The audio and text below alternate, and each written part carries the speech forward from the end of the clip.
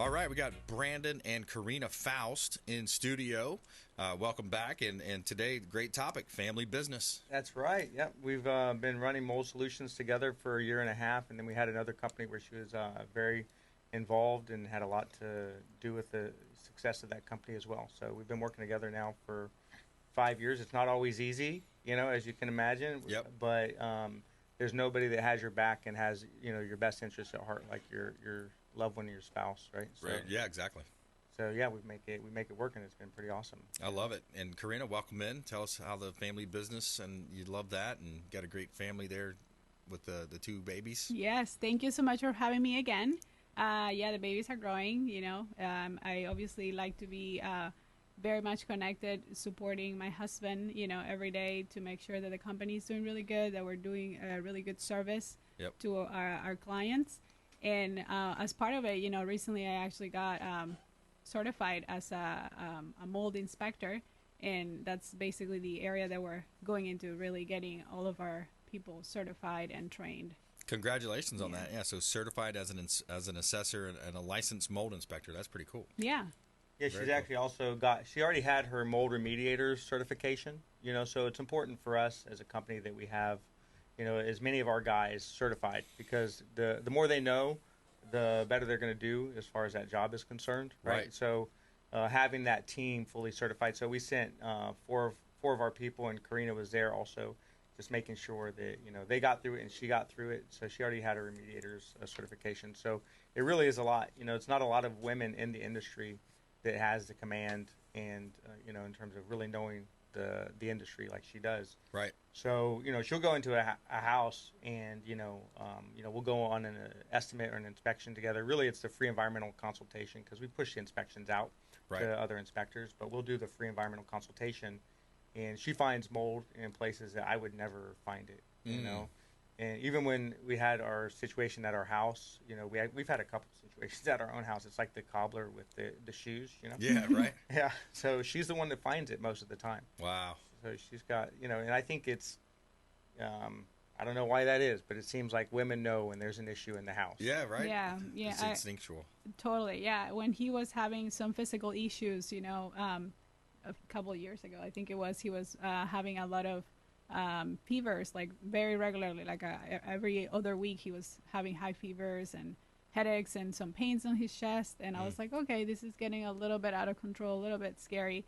So I kept telling him, I think we have mold in our bedroom. And he's like, no, I took some samples and, I think it's okay. And I'm like, I think we have mold in our bedroom. And I just kept going at it until finally, luckily enough, we did have, or unlucky but lucky, we had a water intrusion from the AC. Oh. And then we started popping the baseboards in the bedroom, and that's when he finally found it. So the baseboards. Yeah. Yeah. So we basically had run samples, and there's various problems in our industry, and one of the biggest ones is that the samples can give you a false negative. And unfortunately, when I first got into it, it seemed like 20% of the time, then it became 50% of the time, and now it seems like it's almost 70% of the time you get a false negative. So it gives you this peace of mind thinking that it's okay, but no, there's actually still an issue. And when you take that sample, is it you're just holding a device out, reading the air quality? Yeah, so you're basically taking, it's a pump, it's a suction pump, and it pulls the air that's nearby. So Yeah. you're basically, it's a snapshot in time of what's floating around at that moment. So if you don't have, elevated spores, or if the colonized mold isn't germinating or releasing spores at that time, you may not pick anything up. Yeah. And the other thing is that the device that you're using, it's called a spore trap, or a cassette, where it pulls this air, and then you can see the little spores under a microscope. But the problem with it is that the spores are really the only thing you can see. Right. There's a thing that mold releases, which is toxic, called a mycotoxin, or mycotoxins. It's myco is a Greek word for fungus, and that's not going to show up on an air sample at all. It's a poisonous substance. It's 1/3 the size of a mold spore, and that is what gives the biggest issue for people health-wise. Right. Is the mycotoxin. Now, the thing that's interesting about that is not every single mold produces a mycotoxin, but there's more and more that are starting to kind of come up as actually a problem. Yeah. So that was something that I was recently looking into. This is from the EPA, and it said, as mold grows, some, but not all of them, produce potentially toxic byproducts called mycotoxins under some conditions.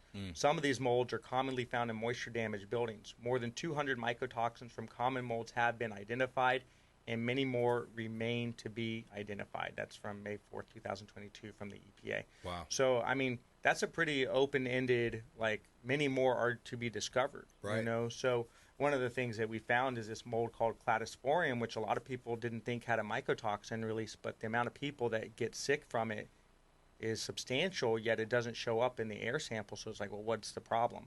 Well, it's the mycotoxin release from that particular mold. So I think there's a lot to still be discovered in this particular arena and how much of a problem it actually can cause.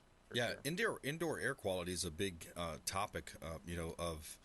I like you said, discovery. I mean, to health. Health wise, I think it's an overlooked area. Because if we look at our water, we can sometimes see it, but it's still invisible highly most of the part, right? So we have water science, Fred DeFelice, water quality expert on the show. But some areas of your life you can kind of see it and smell it a little bit more than others. But this indoor air quality, it's something where people, again, it's a theme of the last couple of shows is you don't know what you don't know, and people get sick and they're trying to figure out, like, man, what's happening? I thought I just had this cold last week and I got it again. They're passing it around. By the way, if you just joined us, we're talking with Brandon and Karina Faust here on the Consumer Quarterback Show.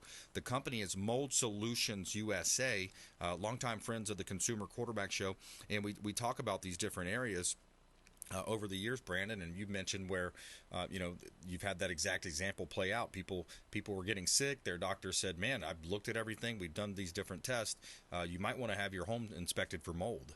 Absolutely. And really that's what got us into, what turned us into people that were passionate about the subject. For both my wife and I, our son at a month old was waking up, you want to... Yeah, 3 days in a row, he was just waking up, not able to breathe properly, just having really a lot of struggle with just breathing. And the third night, I told him, if he's not better tomorrow morning, I'm really going to have to take him to the hospital because I was, like, really concerned. Right. And then he said, let me check tomorrow morning. Let's check in the room. So we started, like, doing a little bit. That's when he had just started in the industry. So he's like, let me just apply what I just learned and see if it is environmental. And yeah, sure enough, there he was.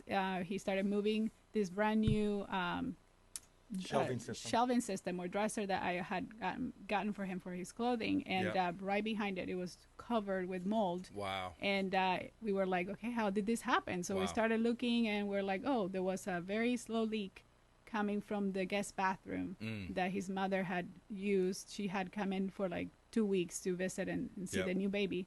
And we had no idea because we had never used that bathroom. This very tiny slow leak started creeping in under the baseboards and into his room. Right. And then it grew all the way up the shelving system. And then it was basically being taken up by the AC unit, which is in that same room. So the AC unit was pulling the moldy air and then redistributing it throughout the entire house. Air handler's pulling it in. Yeah, so it's sucking it in and then distributing it. So the baby was in our room, and even all the way from, that's 20 yards or something like that. Right. It's basically being distributed throughout the house due to the AC system. And his new body, picked it up faster. Oh, maybe, absolutely. Maybe, because it's more dynamic, or it's more. He's breathing faster than us adults. It's like babies actually breathe faster and more than adults. Right. Because their body is just going through that development process. And the immune system wasn't fully, there as well. Right? That's exactly. right. Yeah, absolutely.